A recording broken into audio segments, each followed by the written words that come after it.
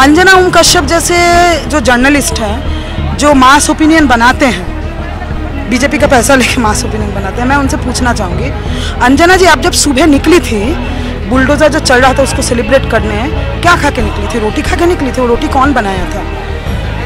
और जो बनाया था वो कहाँ रहता है? अनऑथराइज्ड कॉलोनी में रहता है। आप जब टॉयलेट गई थी, टॉयलेट आपका साफ था? साफ जिसने किया उसको पूछ के देखिए कहाँ रहता है, अनऑथराइज्ड कॉलोनी में रहता है। और घर जाके बताइए उन लोगों को कि तुम मुझे रोटी खिलाते हो, तुम मेरा टॉयलेट साफ करते हो, तुम मेरा घर साफ करते हो, और तुम्हारा घर जब टूटता है मैं नृत्य करती हूँ। तो ये इंडिया के मीडिया का हालत है। नमस्कार, मैं अनुवर और आप देख रहे हैं नेशनल दस्तक। इस वक्त मैं मौजूद हूँ कश्मीरी गेट पे। लगातार यहाँ पर लोग प्रदर्शन कर रहे हैं बुलडोज़र की राजनीति के खिलाफ, और मेरे साथ हैं सुचिता दे जो कि एक सोशल एक्टिविस्ट है। उनसे पूछते बातचीत करेंगे और उनसे पूछेंगे कि जो बुलडोज़र की राजनीति है उसके पीछे आखिर जो कार्रवाई की जा रही है, कोई पॉलिटिकल एजेंडा है क्या? ये बांग्ला भाषी हैं हम दोनों, तो मैंने बोला कि मैं बांग्ला बोलती हूँ और पश्चिम बंगाल इस देश का एक हिस्सा है। बांग्ला बोलने वाले इस देश के नागरिक है, तो हर एक बांग्ला बोलने वाले को आप बांग्लादेशी नहीं बोल सकते, तो इसीलिए साथी से बात हो रहा था। राजनीति देखिए ये है कि एक आंकड़े के बतौर में अगर बताऊं, सरकारी आंकड़ा है, दिल्ली शहर का 65% आबादी अनऑथराइज्ड कॉलोनी में रहता है। अनऑथराइज्ड है वो, क्या वो इलीगल है? जो लोग रह रहे हैं क्या वो गैर कानूनी रूप से रह रहे हैं? ये सोचने वाली बात है, क्योंकि चुनाव से पहले भाजपा हो आम आदमी पार्टी हो, दोनों अपने मैनिफेस्टो पे लिखते हैं कि अनऑथराइज्ड कॉलोनीज को लीगलाइज करेंगे, जहाँ झुग्गी वहाँ मकान। चुनाव के बाद क्या बदल जाए? दिल्ली के इन कॉलोनीज में राष्ट्रीय राजधानी है, मतलब वो लोग मेहनत करते हैं, वही लोग दिल्ली शहर को चला रहे हैं। इस सड़क को जिन्होंने बनाया, जिन्होंने ये LG हाउस बनाया, पार्लियामेंट बनाया, बिल्डिंग्स जो बनाते हैं, साफ सफाई जो रखते हैं, जो पूरे फूड सप्लाई का जो चेन है उसको बरकरार रखते हैं, मेहनत करने वाले, वो इन अनऑथराइज्ड कॉलोनीज में रहते हैं। मतलब जो मेहनत करेगा, मेहनत का कमाई जो खाएगा, जो गरीब है वो इलीगल है, वो अनऑथराइज्ड है, उसका झुग्गी तोड़ दिया जाएगा, उसका घर तोड़ दिया जाएगा। ये माने निहायती गरीब विरोधी एक नीति। MCD municipal corporation of Delhi, जिसको इन कॉलोनीज में पानी का सप्लाई पहुंचाना था, राष्ट्रीय राजधानी में रहने वाले लोग, उनको पीने का पानी का सुविधा नहीं है। सफाई कर्मी कॉलोनी दिल्ली में जो है, वहाँ पे टॉयलेट नहीं है, वहाँ पे सीवर लाइन नहीं, वहाँ पे ओपन डस्टबिन है। MCD को ये काम करनी थी, ये काम बिना किए MCD अभी बुलडोज़र चलवा रहा है।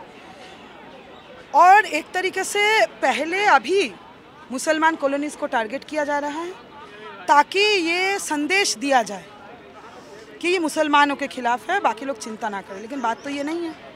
बात तो ये है कि झुग्गियाँ बाकी जगह भी टूटी हैं, रेहड़ी पटरी वाले पूरे राजीव चौक में खाली किया गया है। जब तक रेहड़ी पटरी वालों को उजाड़ा जाता है, तो मुसलमानों को सामने ज़रूर रखा जा रहा है, दुश्मन उनको बताया जा रहा है।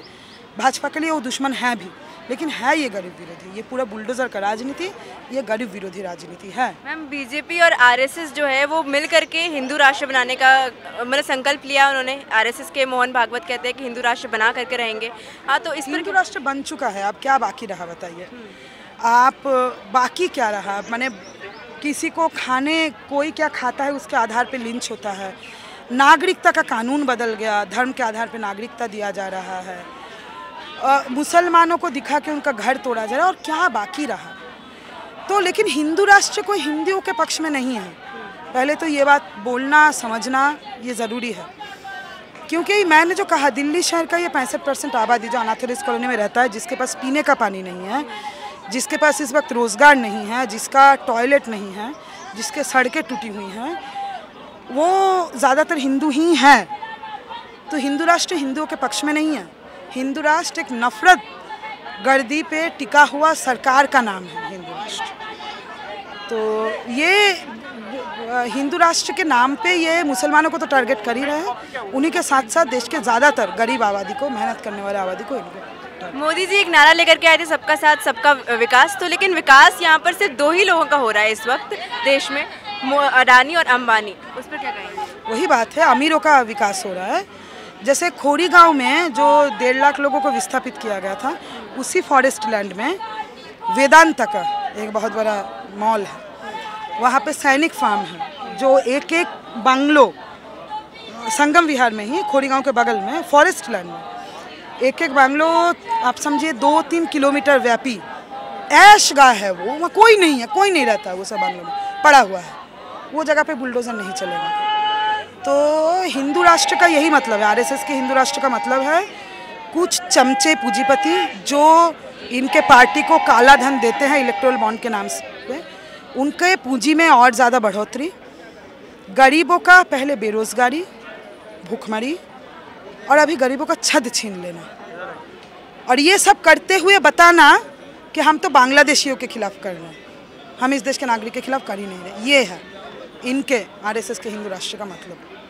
जिस तरह से शाहीन बाग जहांगीरपुरी में बुलडोजर चलाया गया, उसके बाद फिर दिल्ली के कई इलाकों में चलाया गया, ये जस्टिफाई करने के लिए कि हम मुसलमानों के इलाके में नहीं चला रहे, सिर्फ हम हर जगह चला रहे हैं।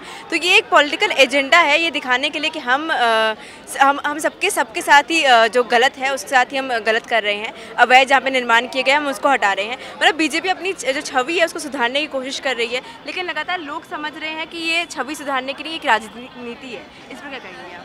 क्योंकि दिल्ली में एमसीडी इलेक्शन बुलडोजर, वही बात है, बुलडोजर शुरुआत हुआ मुसलमानों के घर से, लेकिन मुसलमानों के घर पे तो रुकेगा नहीं, झुग्गियाँ टूटेंगी, झुग्गियाँ टूटेंगी, अनऑथराइज्ड कॉलोनीज टूटेंगी, वो टूटेंगे। अगर बुलडोजर को हमने अलाउ किया तो सबके घरों तक जाएगा। तो छवि क्या ही सुधारेंगे, बात यह है कि ये नफरत परोस के सत्ता में टिके रहना चाहते हैं।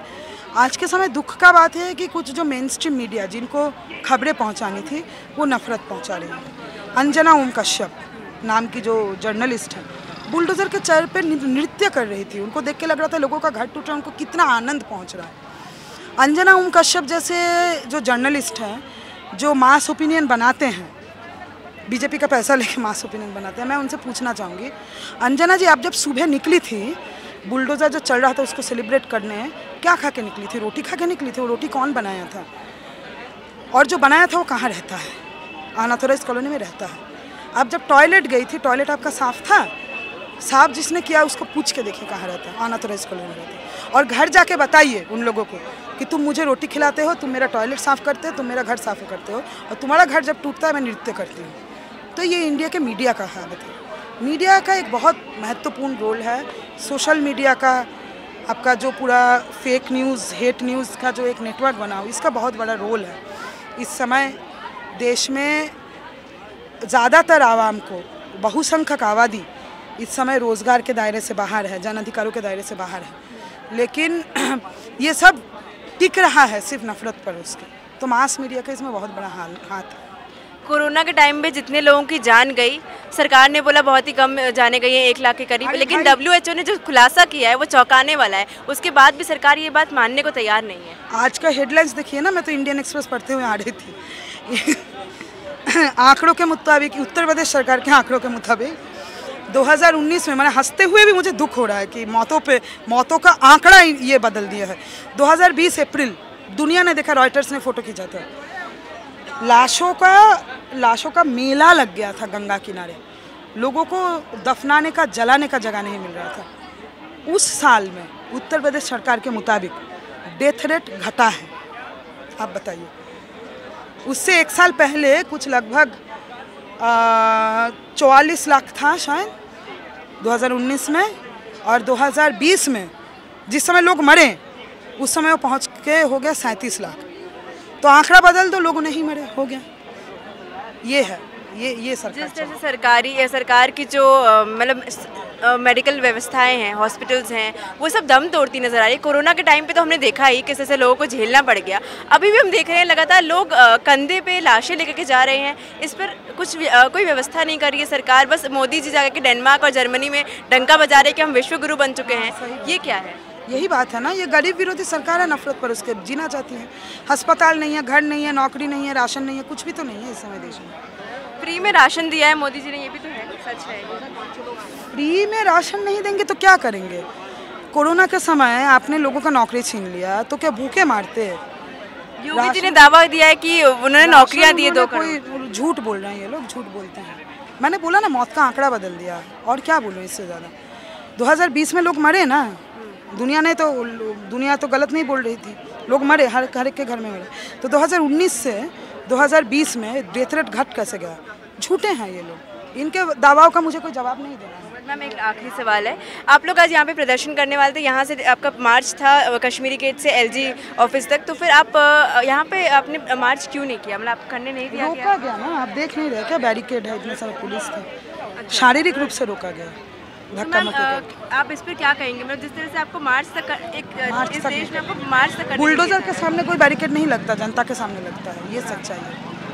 एलजी साहब का घर जिन्होंने बनाया होगा ना, एलजी साहब का टॉयलेट जो साफ करते होंगे, वो भी अनऑथराइज्ड कॉलोनी में रहता है। एलजी साहब उनसे बात नहीं करते होंगे, लेकिन हम उनका आवाज़ उठा रहे हैं, तो इसलिए हमको पहुंचने नहीं दिया गया। ये आप लगातार देख रहे हैं कि किस तरह से यहाँ पर लोग आक्रोश में हैं, निराश हैं, हताश हैं।